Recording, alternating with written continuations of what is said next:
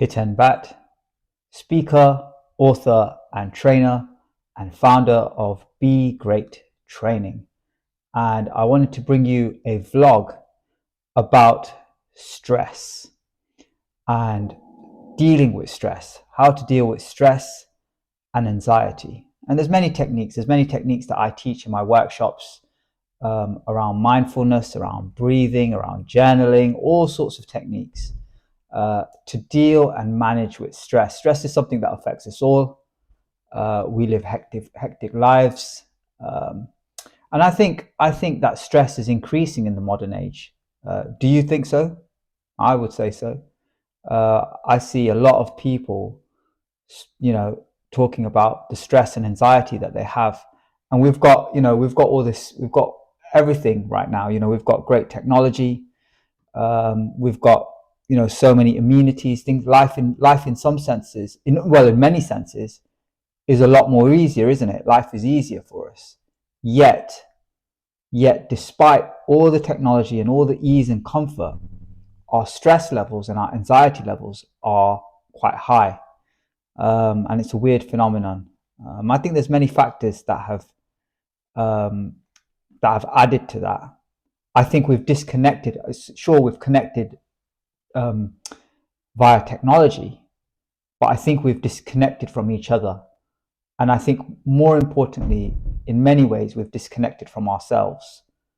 I think that disconnection is a cause of stress and anxiety. So in this short sort of vlog that I want to do, I want to give you just an idea that has been sort of my way of dealing with stress and anxiety. I think this is my sort of go-to one, and it's kind of like it's a thought process, right? Similar sort of ideas have been expressed in Stoic philosophy. If you know about the Stoics, Marcus Aurelius and Epictetus and all of these great philosophers, and it's an idea that's also been expressed in many different religions, and in many different ways. And it can be summed up. There's a nice quote, and I think originally this quote was from the Bible. And it's a quote that goes like this, and I want you to think about this very carefully. You perhaps have heard it. It goes, God, grant me the serenity to accept the things I cannot change. That's step one. Courage to change the things I can. Step two. And the wisdom to know the difference. Step three. Okay, so it's three parts. God, grant me the serenity to accept the things I cannot change. Courage to change the things I can, and the wisdom to know the difference. Now, you don't have to be, religious to see the great logic behind this quote. There's a great idea. There's great logic. Things that you don't control in your life, right? There's certain things that happen where you have literally no control. There's a saying, you can't cry over spilt milk, because you can't, you've not got a time machine that can go back. The milk is spilt. Okay, all right.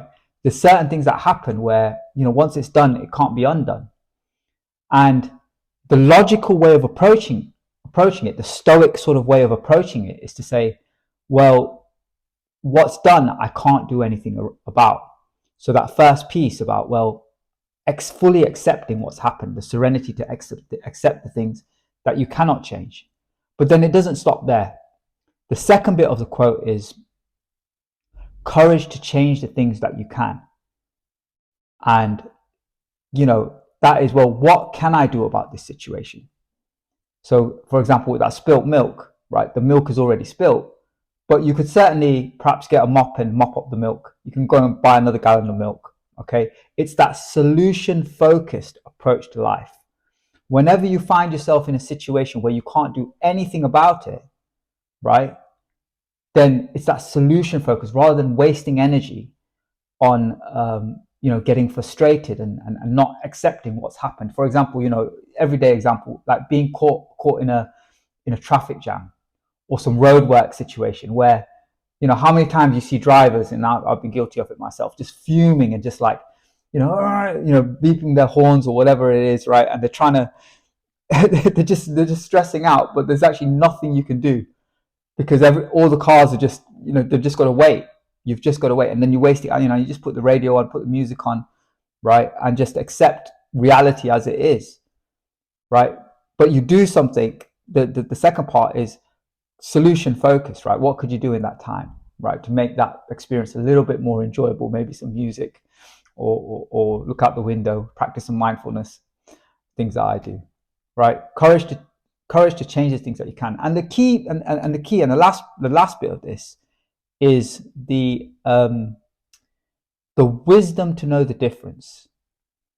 The wisdom to know the difference. That's a really, really important part of it. You've got to sort of know, are you in the sphere of control, or are you in the sphere of no control?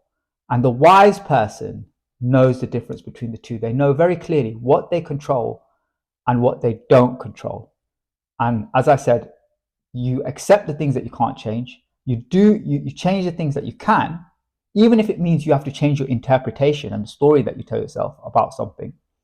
That's a whole nother video, but what you tell yourself about a situation that you can't change, that's in your power. How you interpret an event.